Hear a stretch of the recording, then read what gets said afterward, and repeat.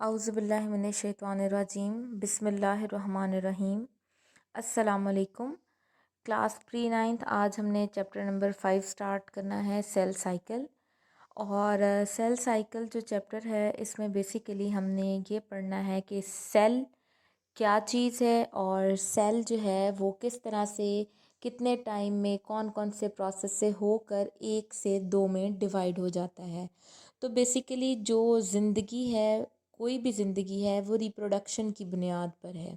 ठीक है, तो रिप्रोडक्शन कैसे होती है? जब सेल साइकिल होता है और सेल 1 से 2 में और 2 से 4 में इस तरह से आगे आगे डिवाइड होता है, तो एक सेल से आगे पूरा एक जानदार डेवलप हो जाता है।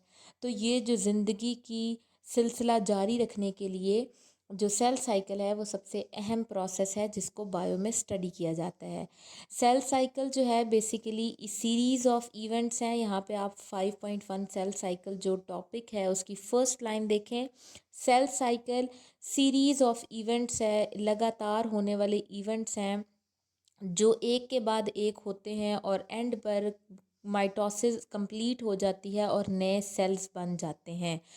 तो जो सेल साइकिल है उसके अंदर 2 मेजर फेजेस हैं, इंटरफेज और माइटोटिक फेज़, जिसको एम फेज़ भी कहा जाता है। माइटोटिक फेज़ जो है ये अगर हम कदरे देखें, कंपेयर करें इंटरफेज से, तो माइटोटिक फेज़ जो है ये शॉर्टर फेज़ है और इंटरफेज जो है ये लॉन्गर फेज़ है। और इंटरफेज़ में सेल अपने आप को तैयार करता है, इस काबिल बनाता है कि वो डिवाइड हो सके, और माइटोटिक फेज़ में वो अपने आप को 2 सेल्स में अलहदा-अलहदा डिवाइड कर लेता है। तो इंटरफ़ेज़ की अगर हम बात करें, सबसे पहले हम पढ़ेंगे इंटरफ़ेज़। इंटरफ़ेज़ में कौन कौन से स्टेप्स होते हैं और उन स्टेप्स में सेल क्या क्या काम करता है। उसके बाद माइटोटिक फ़ेज़ में कौन कौन से स्टेप होते हैं और हर स्टेप में क्या क्या काम किया जाता है। ये सब प्रोसेस जो है वो अब हम डिटेल में पढ़ेंगे। सबसे पहले आप आ जाएं इंटरफ़ेज़ पे। इंटरफ़ेज़ का सबसे पहला जो फ़ेज़ है, या आप सेकंड पैराग्राफ जो है सेल साइकिल का, उसकी सेकंड लाइन देखें। It is divided into 3 phases. ये 3 फेजेस में डिवाइड किया गया है इंटरफेस। पहली है G1 फेज़, जिसको गैप फर्स्ट गैप भी कहा जाता है। फिर सेकंड है S फेज़, और थर्ड जो फेज़ है वो है G2 फेज़, जिसको हम सेकंड गैप भी बोलते हैं। तो अब मैं आपको बता देती हूँ कि फ़र्स्ट फेज़ में क्या क्या काम होगा।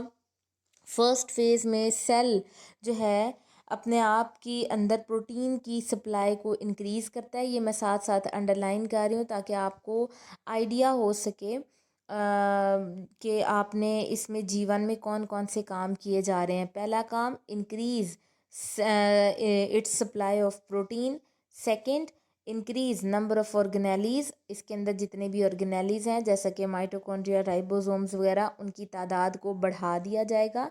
जैसे अगर एक सेल में एक वक्त में 4 माइटोकॉन्ड्रियाज थे, तो जब वो G1 में जाएगा तो वो 4 से 8 कर लेगा, या 8 कर लेगा, 6 कर लेगा, 12 कर लेगा।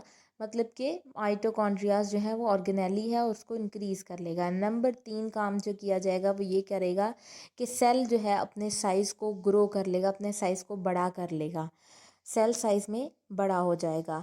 तो उसके बाद इसकी ये 3 काम हो गए। इसके बाद नेक्स्ट है सिंथेसिस ऑफ वेरियस एंजाइम्स। बहुत सारे एंजाइम्स जो अगले फेज़ में चाहिए। अगला फ़ेज़ कौन सा है? S phase. उसके अंदर जितने भी एंजाइम चाहिए वो इस फेज़ में तैयार कर लिए जाते हैं। नेक्स्ट हम आ जाते हैं एस फेज़ पे।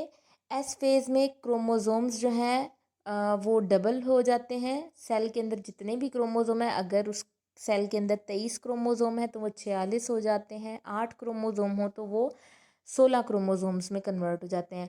तो ये काम किया जाता है इसमें। दूसरा, हर जो क्रोमोसोम है उसके अंदर 2 सिस्टर क्रोमैटिड्स होते हैं।